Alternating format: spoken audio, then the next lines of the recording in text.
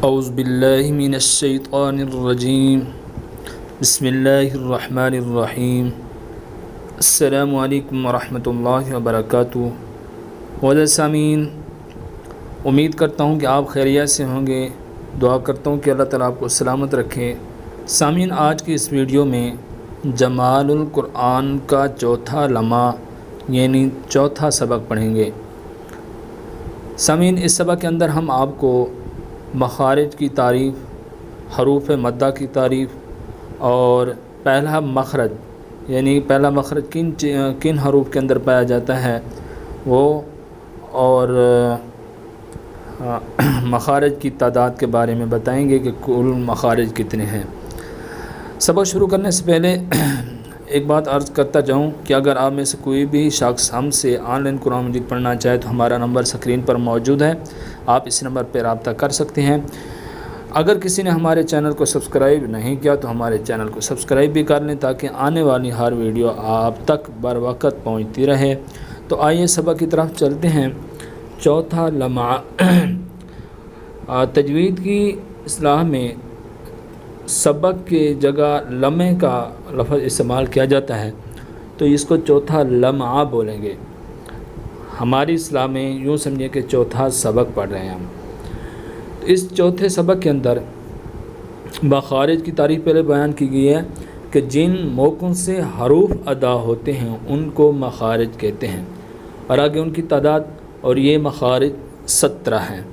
باقی یہ حاشیے کے اندر باقی ساری تفصیل ہے۔ تفصیل اگر کوئی دیکھنا چاہے تو یہ اسکرین کے سامنے ہے، آپ اسکرین روک کے دیکھ سکتے ہیں۔ میں چونکہ شارٹ کٹ سبق پڑھا رہا ہوں تو شارٹ کٹ اور آسان طریقے سے آپ کو سمجھانے کی کوشش کروں گا۔ سامعین، پہلا جو مخرج ہے، اب پہلے مخرج کے اندر یہ بھی بتایا جا رہا ہے کہ پہلا مخرج کن حروف کے بارے میں کن حروف کے اندر ہوتا ہے، اور یہ بھی بتایا جا رہا ہے کہ حروف مدہ کتنے ہوتے ہیں، کون کون سے ہیں، ٹھیک ہے۔ اور حروف مدہ کا دوسرا نام بھی یہاں ذکر کیا گیا ہے کہ حروف مدہ کو حروف ہوائیہ بھی کہتے ہیں۔ تو آئیے یہ پڑھتے ہیں۔ مخرج نمبر 1 جو ہے یہ جوف دہن، اس کا نام ہے جوف دہن، یعنی منہ کے اندر کا خلا، یعنی منہ کے اندر کے خلا سے جو حروف نکلتے ہیں ان کی تفصیل۔ منہ کے اندر کے خلا سے اس سے یہ حروف نکلتے ہیں، کون کون سے؟ واو جب کہ ساکن ہو اور اس سے پہلے حرف پر پیش ہو، جیسے المغضوبی، واو ساکن ہے اور اس سے پہلے حرف پر پیش ہے۔ یا جب کہ ساکن ہو اور اس سے پہلے حرف کے نیچے زیر ہو، جیسے نستعین۔ الف جب کہ ساکن بے جھٹکے ہو اور اس سے پہلے زبر ہو، جیسے صراط،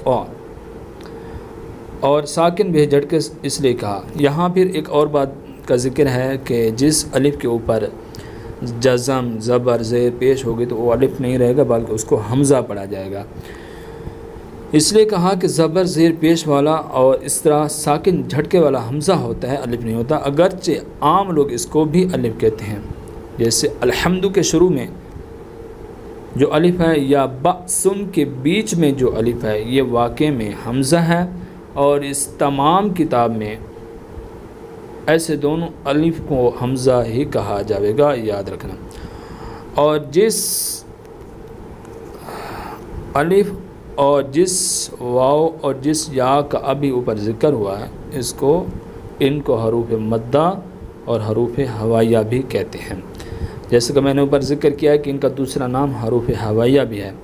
اب ان کو حروف مدہ کیوں کہتے ہیں، حروف ہوائیہ کیوں کہتے ہیں، ہوائیہ، تو یہ بھی تفصیل یہاں ذکر کی گئی ہے کہ پہلا نام اس لیے کہ ان پر کبھی مد ہوتا ہے 11ویں لمحے میں جس کا ذکر آئے گا، اور دوسرا نام اس لیے ہے کہ یہ حروف ہوا میں تمام ہوتے ہیں، اور جس واو ساکن سے پہلے زبر ہو اس کو واو لین کہتے ہیں، جیسے من خوف، اور جس یا ساکن سے پہلے زبر ہو اس کو یا لین کہتے ہیں، جیسے والسیف۔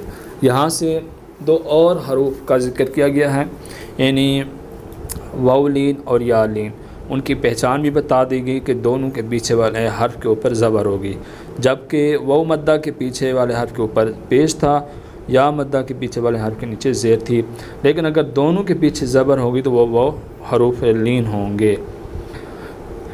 بس واو لین اور واو متحرک کا مخرج آگے 16ویں مخرج کے بیان میں آئے گا، اور یا لین اور یا متحرک کا مخرج آگے 7ویں مخرج کے بیان میں آئے گا۔